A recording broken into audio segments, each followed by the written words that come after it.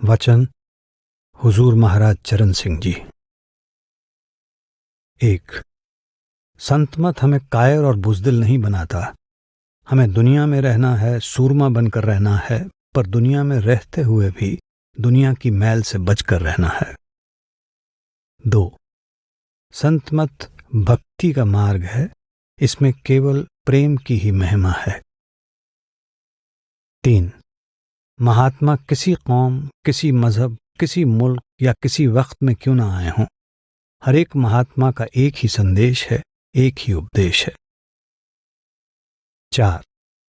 महात्मा न तो कौमों, मजहबों, मुल्कों की नींव रखने के लिए आते हैं, न समाज सुधारक बनकर आते हैं, और न ही वे इस दुनिया को सुख की नगरी बनाने के लिए आते हैं। वे तो हमारे ख्याल को रचना में से निकाल कर हमें मालिक की भक्ति में लगाकर हमेशा के लिए देह के बंधनों से आजाद करने के लिए आते हैं। 5. दुनिया में कभी कोई महात्मा अपने सेवकों के हाथों में डंडे और तलवारें देने के लिए नहीं आते, ना ही महात्मा कौमों, मजहबों, मुल्कों के झगड़े खड़े करने के लिए आते हैं। वे केवल हमारे अंदर मालिक से मिलने का प्यार पैदा करने के लिए, हमें मालिक की भक्ति का साधन समझाने के लिए आते हैं। 6.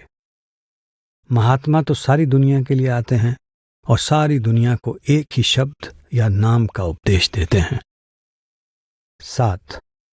जिन महात्माओं की शिक्षा कुल आलम के लिए है, सारी दुनिया के लिए है, अगर कोई उनके उपदेश को छोटे छोटे दायरों, प्रांतों, जिलों, जातियों, धर्मों, देशों के अंदर बंद करने की कोशिश करता है, इससे अधिक वो उस मालिक के भक्तों और प्यारों से और क्या बेइंसाफी कर सकता है। 8. गुरुमुखों के सत्संग में जाने में फायदा ही फायदा होता है, कभी नुकसान नहीं होता। एक अंधा फूलों के बाग में चला जाता है, अगर वो फूलों की खूबसूरती नहीं देख सकता, फूलों की खुशबू तो जरूर ले ही जाएगा।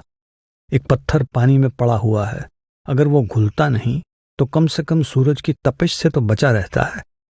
अगर हम गुरुमुखों के सत्संग में जाकर नाम की कमाई नहीं भी करते तो भी बुरे कर्मों से तो बचे रहते हैं। 9. जिन जीवों को परमात्मा इस देह की कैद से आजाद कराना चाहता है, सबसे पहले उनको साधु, संत, महात्माओं की संगति प्राप्त होती है। 10. साधु, संत, महात्माओं का सत्संग इसलिए होता है कि मन सीधा होकर मालिक की भक्ति की ओर चलता रहे। जब मन को ठोकर लगती रहे, हमें कोई समझाता रहे, तब कहीं हमारा ख्याल थोड़ा बहुत परमात्मा की भक्ति की ओर जाता है। मन को थोड़ा सा भी ढीला छोड़ दो, मन उसी तरह हमें उंगलियों पर नचाना शुरू कर देगा। 11. महात्मा सत्संग के जरिए ही हमें दुनिया के मोह और प्यार से छुड़ाते हैं और हमारे अंदर मालिक से मिलने का इश्क और प्यार पैदा करते हैं। 12. सत्संग या संतमत के क्या नियम हैं? शराब नहीं पीना, मांस नहीं खाना, नेक चलन रखना और सिमरन के जरिए ख्याल को आंखों के पीछे इकट्ठा करना। 13. सिमरन करने की तो हमें इतनी आदत पड़ जानी चाहिए कि अगर हम एक दूसरे से बातें भी करते हों तो भी सिमरन हमारे अंदर अपने आप जारी रहना चाहिए। 14. गुरुमुखों से नाम का भेद लेकर न केवल अपने आप को सत्संग के उसूलों का पाबंद रखना चाहिए, बल्कि चलते फिरते, उठते बैठते अपने ख्याल को शब्द या नाम से जोड़कर रखना चाहिए, ताकि आगे के लिए बुरे कर्मों से, पापों से भी बचे रहें और नाम की कमाई द्वारा पिछले कर्मों को नष्ट करके परमात्मा से मिलाप भी कर लें। 15. ये सिमरन ही है जो हमारे ख्याल को विषय विकारों, शराबों, कबाबों, दुनिया के धंधों, दुनिया की शक्लों में से निकाल कर शब्द और नाम के साथ जोड़ता है। 16. हम दुनिया के जीव जहर के ऐसे गहरे कुएं में पड़े हुए हैं जिसमें से हमारा निकलना बहुत ही मुश्किल है। गुरुमुख हमें शब्द की डोर द्वारा इस कुएं में से निकाल कर बाहर ले आते हैं। 17. इच्छाएं, तृष्णाएं ना तो आज तक किसी की पूरी हुई हैं और ना हो ही सकती हैं। 18. जितनी हमारी इच्छाएं हैं उतने ही हमारे दुख हैं। 19 हमारा हृदय दुनिया की शक्लों और पदार्थों के लिए तड़पता है, मिलना हम मालिक से चाहते हैं। ये दोनों बातें एक साथ किस प्रकार हो सकती हैं? 20 हमें मालिक की भक्ति मालिक से मिलने के लिए करनी है, रचना की किसी इच्छा या तृष्णा की पूर्ति के लिए नहीं। 21 महात्माओं ने ग्रंथ पोथियां वेद शास्त्र लिखे हैं कि हम उन पर अमल करें, न कि उनकी भक्ति और पूजा करनी शुरू कर दें। मुक्ति उनको पढ़ने में नहीं, जो कुछ पढ़ते हैं उस पर अमल करने में है। 22 गुरमत क्या है? अपने ख्याल को आंखों के पीछे समेटकर शब्द के साथ जोड़ना गुरमत है। इसके विपरीत मन के अधीन होकर कर्म करना मनमत है। 23 मालिक के भक्त और प्यारे शब्द या नाम में से आते हैं, शब्द और नाम का ही प्रचार करते हैं, शब्द और नाम में ही जाकर समा जाते हैं। 24 जब मालिक हम पर दया मेहर और बख्शिश करता है, गुरमुखों के जरिए करता है, संत महात्माओं के जरिए करता है, और जब भी गुरमुख हमें मालिक से मिलने के काबिल बनाते हैं, हमसे शब्द या नाम की कमाई करवा कर बनाते हैं। 25 परमात्मा ने खुद ये विधान बनाया है, ये नियम बनाया है कि बिना नाम के मुक्ति नहीं मिलती और बिना सद्गुरु के नाम की समझ नहीं आती। 26 सेवक का धर्म है जो कुछ मालिक देता है उसे गुरु का सतगुरु का समझकर इस्तेमाल करे, लेकिन गुरमुखों का भी उसूल है कि सेवक की सुई तक न लें, अगर लेते हैं तो वे गुरमुख नहीं हैं। 27 सतगुरु का प्रेम ही परमात्मा का प्रेम है। 28 सतगुरु की सेवा का मतलब है उनके बताए हुए उपदेश पर चलकर शब्द के साथ ख्याल जोड़ना, नाम के साथ ख्याल जोड़ना। 29 संत महात्मा परमात्मा की भेजी हुई सरकारें होती हैं, वे उसके हुक्म से ही आती हैं, दुनिया में आकर उसके हुक्म या नाम का ही प्रचार करती हैं और हमें साथ लेकर उस हुक्म, शब्द या नाम में ही समा जाती हैं। 30 संत महात्मा जिसे अपनी शरण में ले लेते हैं उसे अपना ही रूप बना लेते हैं। 31 संत महात्मा हमेशा जिंदगी की मिसाल बनकर दिखाते हैं कि किस तरह हमें हक हलाल की कमाई करते हुए साध संगत की सेवा करनी है। 32 जब हम सारी दुनिया में से मोह और प्यार को निकालकर सतगुरु से प्यार करते हैं, जब दुनिया को छोड़कर उनको अपना बना लेते हैं, हम उनके बन जाते हैं, तब हमें अपने कर्मों की फिक्र नहीं होती, सतगुरु को हमारे कर्मों की फिक्र होती है। 33 गुरुमुख हमें नाम देकर बेफिक्र नहीं हो जाते, वे हमें धुरधाम पहुंचाने के जिम्मेदार होते हैं। 34 जिस प्रभु ने हमें पैदा किया है उसने नाम रूपी दौलत हमारे अंदर हमारे लिए रखकर उसका भेद गुरमुखों संत महात्माओं को सौंप दिया है। 35 अच्छी तरह मन में धार लो कि गुरमुखों के बिना हम कभी भी इस भवसागर से पार नहीं हो सकते। 36 सतगुरु भक्ति मुक्ति का दरवाजा है। 37 सतगुरु भक्ति नाम भक्ति की पहली सीढ़ी है। 38 इंसान का उस्ताद इंसान ही हो सकता है, या तो हमें गुरमुखों की जरूरत ही नहीं है, अगर है तो वे देहधारी ही हो सकते हैं। 39 वही समय अच्छा है, वही घड़ी शुभ है, वही मुहूर्त अच्छा है, वही वेला अच्छा है जब हमारा मन परमात्मा की भक्ति, परमात्मा के प्यार की ओर जाता है। 40 जिस जगह हमारे कर्मों का हिसाब किताब होना है, वहां ना हमारे शरीर को पहुंचना है, ना हमारी जाति पांति को पहुंचना है। 41 अगर परमात्मा की कोई कौम और मजहब नहीं है, परमात्मा की कोई जाति पांति नहीं है, तो आत्मा की कौन सी कौम, कौन सा मजहब हो सकता है? आत्मा की कौन सी जाति पांति हो सकती है? 42 अगर कोई ऊंचे से ऊंचा दान है, वो शब्द का दान है, नाम का दान है। 43। अगर हम अपनी मान बढ़ाई के लिए दान पुण्य करते हैं, उस दान का कभी कोई रूहानी फायदा नहीं हो सकता। 44। दान वही है जो हम किसी को दे देते हैं और उसके बदले उससे किसी चीज की आशा नहीं रखते। 45। जरा विचार करें, हमारे पिछले जन्मों के यार दोस्त, बहन भाई, पत्नी, बच्चे कहाँ हैं? अगर आज उनको भूल चुके हैं तो जिनको आज अपना अपना कह रहे हैं, उन्हें कहाँ याद रख सकेंगे? 46। हम सारी उम्र पराये गधे बने रहते हैं, सारी उम्र लोगों के लिए ही पराया बोझ ढोते रहते हैं। जो हमारा असली काम है वो मालिक की भक्ति है, नाम की कमाई है। उसके बारे में हम सारी जिंदगी सोचने की कोशिश तक नहीं करते। 47। जिनको हम अपना अपना कह रहे हैं, उनका संबंध सिर्फ रुपए पैसे के लिए है, गरज या स्वार्थ के लिए है।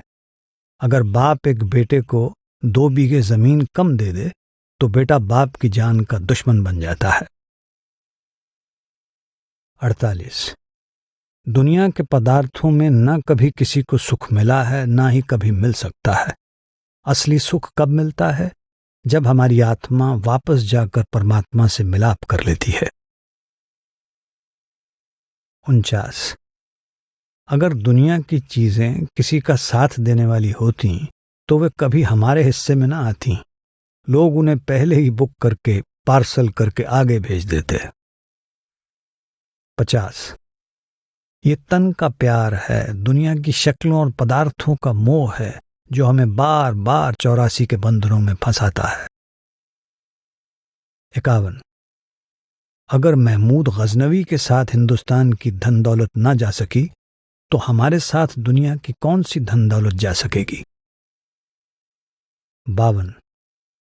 उस मालिक के सिवाय जो कुछ भी हम मालिक से मांगने में लगे हुए हैं, उसे नाश हो जाना है, फना हो जाना है। इसलिए हमें मालिक से मालिक को ही मांगना चाहिए। 53। ये जो भी कुटुंब है, रिश्तेदार हैं, माता पिता, बहन भाई, यार दोस्त हैं, इनसे हमारा सिर्फ लेन देन का संबंध है, गरज या स्वार्थ का प्यार है। 54। अगर दुनिया में कोई अपने हैं तो वे गुरमुख हैं, मालिक के भक्त या प्यारे हैं।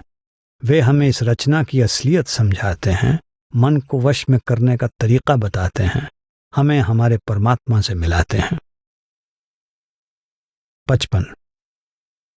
मालिक से तो हम दूर होते जा रहे हैं, रचना के हम नजदीक होते जा रहे हैं।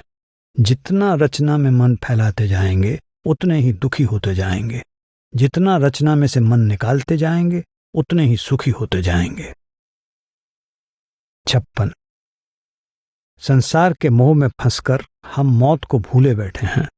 हम समझते हैं कि शायद मौत दूसरे लोगों के लिए है, हमारे लिए ऐशो इशरत है, शराबों कबाबों की लज्जतें हैं, कौमों, मजहबों, मुल्कों के झगड़े हैं। 57। अगर देह में बैठकर शांति से 4 दिन काटना चाहते हो और वापस जाकर परमात्मा से मिलना चाहते हो तो एक ही तरीका है, वो सिर्फ शब्द की कमाई है, नाम की कमाई है। 58। सच्चा नाम शरीर के बाहर और आंखों के नीचे नहीं मिलता। 59। नाम की कमाई करने के लिए हमेशा 3 बातों को याद रखना चाहिए। 1, गफलत या आलस नहीं करना। दूसरे, दुनिया में से अपने ख्याल को निकालने की कोशिश करनी है। और तीसरे, नाम की कमाई को अपने अंदर हजम करना है। 60। सिवाय शब्द या नाम के अभ्यास के अलावा दुनिया में कोई भी चीज हमारी भक्ति के, हमारे प्यार के योग्य नहीं है। 61। भजन सिमरन ही हमारे अंदर सतगुरु और परमात्मा का सच्चा प्रेम पैदा करता है। 62। चारों युगों में केवल शब्द या नाम ही परमात्मा की प्राप्ति का एकमात्र साधन रहा है। 63। जब हम नाम की कमाई करनी शुरू कर देते हैं तो मन में से इच्छाएं, तृष्णाएं, पिछले संस्कारों का भय, मौत का डर सब निकल जाते हैं। 64। सुरत शब्द के अभ्यास के द्वारा आत्मा मन को वश में कर लेती है, मन इंद्रियों और भोगों को वश में कर लेता है, जिससे हमारा तन निर्मल हो जाता है, मन निर्मल हो जाता है और आत्मा भी निर्मल हो जाती है। 65। अगर आप कलयुग में जिंदगी के 4 दिन शांति से बिताना चाहते हैं और वापस जाकर परमात्मा से मिलना चाहते हैं तो केवल नाम की कमाई करें, शब्द की कमाई करें। 66। जो घड़ी 2 घड़ी, घंटा 2 घंटा मालिक की भक्ति करेंगे, उसकी याद में बैठेंगे, नाम की कमाई करेंगे, वही हमारे लेखे में लिखी जाएगी, उसी का हमें लाभ मिलेगा। 67। रोज मालिक की भक्ति करनी चाहिए। मन के साथ जबरदस्ती भी करनी पड़े तो जरूर करनी चाहिए, क्योंकि यही चीज अंत समय हमारे साथ जाएगी। संसार की बाकी सब चीजें यहीं रह जाएंगी। 68। जो भक्ति परमात्मा को मंजूर है, जो भक्ति हमें हमारे ठिकाने पहुंचाएगी, वो सिर्फ शब्द की कमाई है, नाम की कमाई है। 69। उस मालिक की बख्शिश को संभालने के लिए हमें अपने हृदय को इतना बड़ा बनाना है, अपने हाजमे को इतना तेज बनाना है कि उसकी खुशबू भी बाहर ना निकले, उसकी डकार तक भी कभी बाहर ना निकले। 70। सब संत महात्माओं की शिक्षा का यही सार या निचोड़ है कि जो भी रूहानी लाभ किसी को मिल सकता है, केवल सुरत शब्द या नाम की कमाई द्वारा ही मिल सकता है। 71। सुरत शब्द की सेवा सबसे ऊंची और पवित्र सेवा है। 72। संत महात्मा ये नहीं कहते कि नाम की कमाई करने के लिए दुनिया की जिम्मेदारियां छोड़ दो, या अपना बोझ समाज पर डाल दो, या जंगलों पहाड़ों में छिपकर बैठ जाओ। हक हलाल की कमाई करते हुए दुनिया में रहना है, सूरमा और बहादुर बनकर रहना है। 73। नाम की कमाई करने वाले के नजदीक ना यमदूत आते हैं, ना धर्मराय आता है, सतगुरु आते हैं और सीधे सचखंड ले जाते हैं। 74। बहुत अच्छा भाग्य हो, बहुत ही श्रेष्ठ कर्म हो, बहुत ही परमात्मा की हम पर दया मेहर बख्शिश हो, तब जाकर हम गुरमुखों के जरिए नाम की कमाई में लगकर आत्मिक सुख प्राप्त कर सकते हैं। 75। जो लोग मालिक के भक्तों और प्यारों की संगति में जाकर नाम या शब्द की कमाई में लगे हुए हैं, वे कोई साधारण जीव नहीं हैं, वे बहुत ही भाग्यशाली हैं, बहुत ही श्रेष्ठ कर्मों वाले हैं। 76।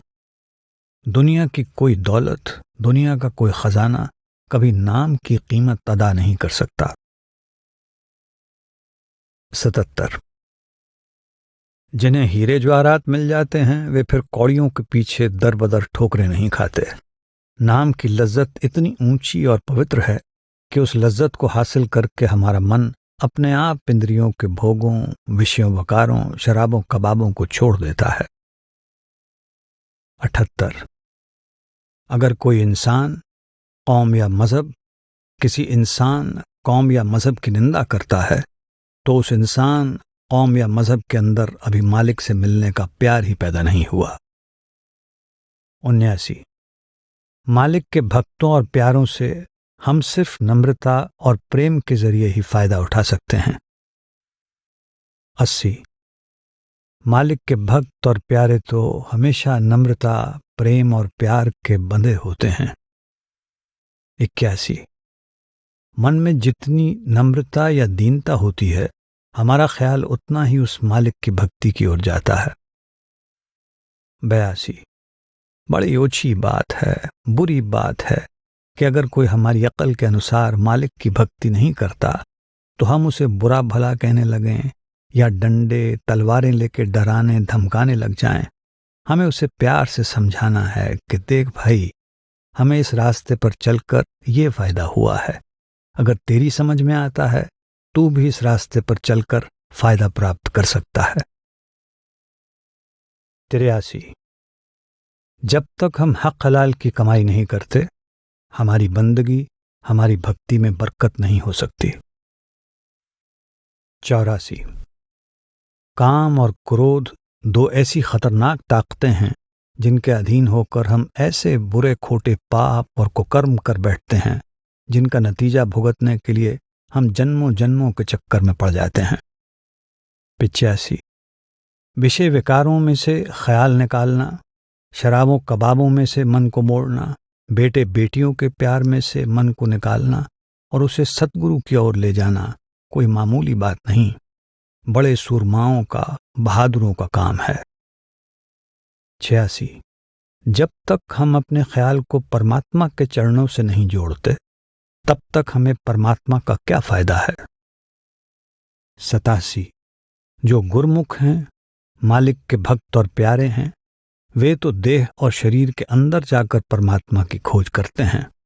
बाकी लोग वहमों भ्रमों में फंसकर अपने कीमती वक्त को व्यर्थ नष्ट कर रहे हैं। 88। जो लोग देह और शरीर के बाहर उस नाम रूपी वस्तु को ढूंढने में लगे हुए हैं, वे तो बेगारियों की तरह अपने कीमती वक्त को बर्बाद कर रहे हैं। 89। अगर कोई सच्चे से सच्चा गुरुद्वारा है, मंदिर है, मस्जिद है, ठाकुर द्वारा है, गिरजा है, तो वो सिर्फ हमारा शरीर है। 90। हमारा शरीर ही मालिक के रहने का असली हरिमंदिर है। जब भी हमें मालिक से मिलने का ज्ञान या अनुभव होगा, केवल अपने शरीर में होगा, अपनी देह में होगा। 91। अगर हमारे अंदर सचमुच ये बात बैठ जाए कि मालिक हर जगह मौजूद है, वो सबके अंदर बैठा हुआ है और जो कुछ हम कर रहे हैं वो सब कुछ देख रहा है, तो हमसे कोई बुरा कर्म हो ही नहीं सकता। 92। सब संत महात्मा यही कहते हैं कि परमात्मा शरीर के अंदर है। कभी किसी महात्मा ने यह नहीं कहा कि परमात्मा कहीं बाहर मिलेगा। 93। सबको पता है कि परमात्मा एक है। वो एक परमात्मा हम सब के अंदर बैठा हुआ है। ये भी पता है कि शरीर के अंदर ही परमात्मा मिलेगा। फिर किसकी समझ में आता है कि हिंदुओं के अंदर तो मालिक ने अपने मिलने का कोई और रास्ता रखा है, सिखों और ईसाइयों के अंदर कोई और रास्ता रखा है। 94। परमात्मा हम पर दया मेहर करे तभी हमारा ख्याल मालिक की भक्ति की ओर जा सकता है। 95। अगर हम मालिक से मालिक को मांगते हैं तो कोई कारण नहीं कि मालिक हम पर दया ना करे। 96। जिसे इस रचना की किसी चीज की जरूरत नहीं है, सिर्फ मालिक की जरूरत है, उससे बड़ा और कौन सा बादशाह हो सकता है। जो दिन रात हाथ जोड़कर मालिक के आगे प्रार्थनाएं करने में लगे हुए हैं, उनसे बड़ा भिखारी और कौन हो सकता है। 97। जब तक हमारे अंदर मालिक से मिलने का शौक और प्यार पैदा नहीं होता, विरह और तड़प पैदा नहीं होती, हम अपनी भक्ति में कभी कामयाब नहीं हो सकते। 98। जिनका परमात्मा से प्यार होता है, वे परमात्मा की खलकत से, परमात्मा की मखलूक यानी रचना से भी प्यार करते हैं। 99। बाहर का पानी कितना भी साफ क्यों ना हो, वो हमारे शरीर की मैल उतार देगा, लेकिन जो पापों की, कर्मों की मैल है, वो पानी द्वारा धोने से किस तरह साफ हो सकती है। वो तो शब्द की कमाई से दूर होगी, नाम की कमाई से दूर होगी। 100। आत्मा और परमात्मा के बीच अगर कोई रुकावट या पर्दा है, तो वो केवल हमारे मन की रुकावट है, वो केवल हमारे मन का पर्दा है। जब तक हम मन की रुकावट को रास्ते से दूर नहीं करते, हम कभी भी परमात्मा को नहीं पा सकते। 101। जब तक हम मन को वश में नहीं करते, हम गुरमुख नहीं बन सकते, परमात्मा से नहीं मिल सकते। 102। वही चीज हमें मन और माया के दायरे से पार ले जा सकती है जो मन और माया के दायरे के पार से आती हो। शब्द सचखंड से आता है। जब हम अपने ख्याल को उसके साथ जोड़ देते हैं, तो हम भी मन और माया के दायरे के पार चले जाते हैं। 103। मन तो एक ही है, चाहे हम उसे दुनिया के मोह और प्यार में फंसा लें, चाहे मालिक की भक्ति और प्यार में लगा लें। 104। मन को वश में करने के लिए सिर्फ 2 चीजों की जरूरत है, गुरु भक्ति और नाम भक्ति। 105। जब तक हम मन को दुनिया के मोह और प्यार से ऊंचा और पवित्र प्यार नहीं देंगे, ये दुनिया के मोह और प्यार को कभी छोड़ने को तैयार नहीं होगा। 106। कोई भी जीव अपनी बुद्धि, चतुराई और यत्न द्वारा इस संसार सागर से पार नहीं हो सकता। 107। जो सज्जन यहाँ शब्द और नाम की कमाई करने लग जाते हैं, उनका 84 से छुटकारा हो जाता है। बाकी सबका यही हिसाब किताब चलता रहता है। 108। इस बात को अच्छी तरह मन में बिठा लो कि शब्द और नाम की कमाई के बिना किसी भी हालत में देह के बंधनों से किसी का छुटकारा नहीं हो सकता। 109। जितने भी हमारे मजहब हैं, उनके रस्मों रिवाज जरूर अलग अलग हैं, क्योंकि ये इंसान के खुद पैदा किए हुए हैं, लेकिन जो रूहानियत है, असलियत है, हकीकत है, सार वस्तु है, रूहानियत की बुनियाद है, वो हर मजहब की तह में एक ही है। 110। रूहानियत की बुनियाद प्रेम है, डर नहीं। 111। ना कोई अच्छा है, ना कोई बुरा है, सब अपने अपने कर्मों का हिसाब दे रहे हैं। 112। अगर हम सच्चे दिल से मालिक की भक्ति करना चाहते हैं, तो हमें दुनिया के तानों और शिकायतों की कोई चिंता नहीं करनी चाहिए। 113। अगर लोकलाज से डर कर मालिक की भक्ति नहीं करते, तो मतलब साफ है कि अभी हमारे मन में मालिक से मिलने का शौक और प्यार पैदा ही नहीं हुआ।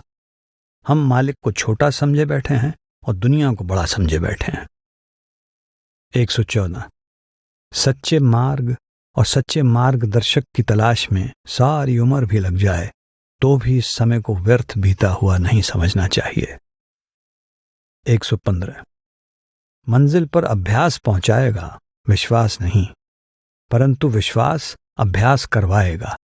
बिना विश्वास के अभ्यास में सफलता संभव नहीं। 116।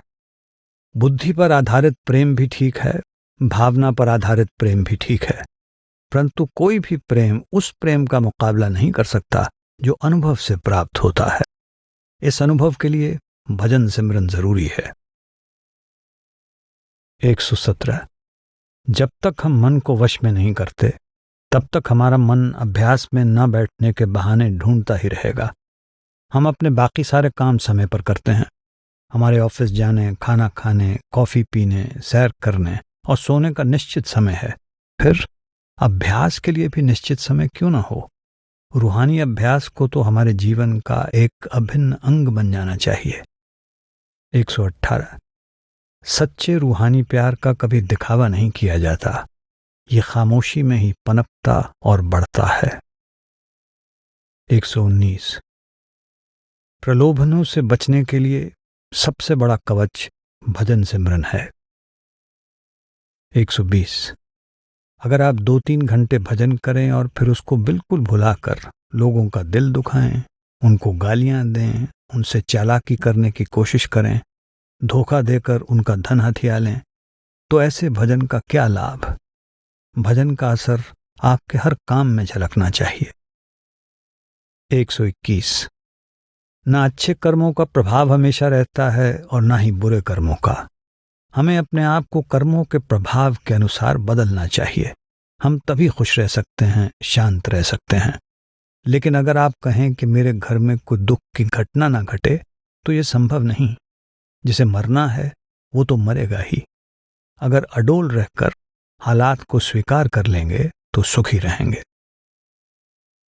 122। अगर हम बदलते हालात में मन को स्थिर रखें, शांत रखें, तो हमेशा खुश रह सकेंगे। 123। त्याग का मतलब ये नहीं कि हम अपने बाल बच्चों और परिवार को छोड़कर जंगलों में भाग जाएं। त्याग का मतलब है संसार में रहते हुए संसार में लिप्त न होना। 124। आत्मा और परमात्मा का रिश्ता प्रेम का रिश्ता है। आत्मा परमात्मा की अंश है, उसका अपने मूल या असल की ओर कुदरती खिंचाव है। अगर हम सुई पर कोई भारी वजन रख दें तो वो चुंबक की ओर नहीं जा सकती। आत्मा में परमात्मा की ओर कुदरती तौर से कशिश है, लेकिन उस पर कर्मों का भारी बोझ है, इसलिए वो इस प्रेम का अनुभव नहीं कर सकती, परमात्मा की ओर नहीं जा सकती। 125। प्रेम में प्रियतम की प्रसन्नता मुख्य होती है, अपनी नहीं। सच्चे प्रेम में प्रियतम की प्रसन्नता को ही प्रेमी अपनी प्रसन्नता समझता है। 126। लोग परमात्मा को पाने के बजाय परमात्मा से कुछ पाने के लिए उसकी पूजा करते हैं। बहुत कम लोग हैं जो परमात्मा के लिए परमात्मा से प्यार करते हैं। 127। जब हम सच्चे दिल से कोशिश करते हैं तब परमात्मा भी हमारी सहायता करता है तथा कुदरत हमारे अनुकूल वातावरण और हालात बना देती है। परमात्मा की दया मेहर का हाथ सदा हमारे सिर पर होता है, चाहे हमें इसका पता हो या ना हो। 128।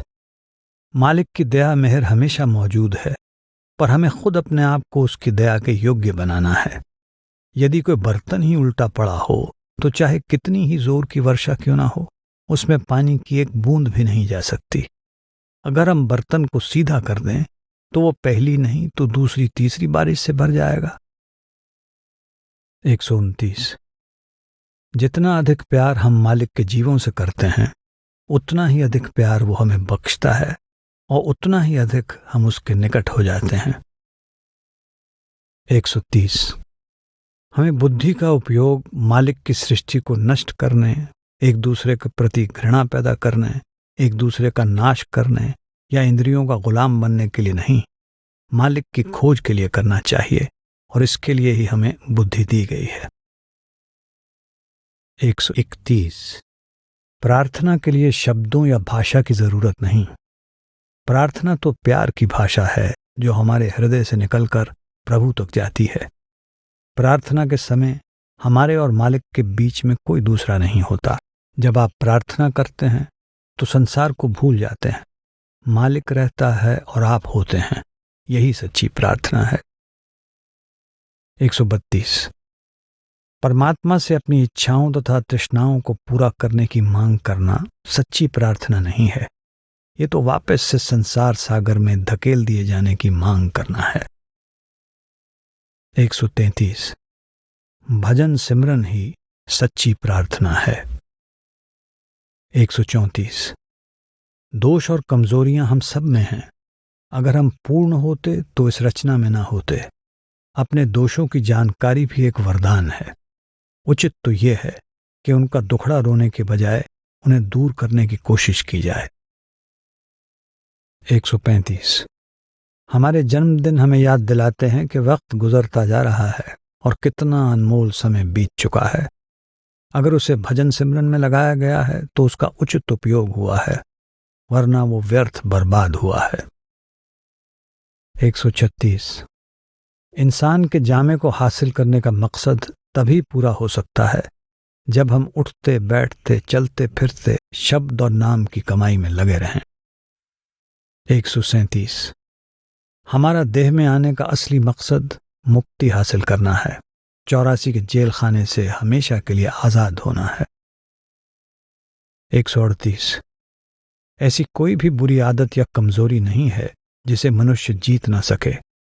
आवश्यकता केवल लगन, दृढ़ निश्चय और सही मनोवृत्ति की है। 139। दुनिया बहुत दुखी और परेशान है। मन के रोग शरीर के रोगों से भी बहुत बढ़ गए हैं।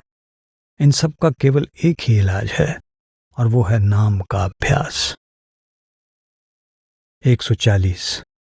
चिंता करने से किसी को न कभी मदद मिली है और ना ही मिल सकेगी, बल्कि ये हमारी इच्छा शक्ति तथा संकटों का सामना करने के सामर्थ्य को कमजोर करती है। 141। ये देश हमारा देश नहीं, हम पराये देश में आकर भटकते फिर रहे हैं।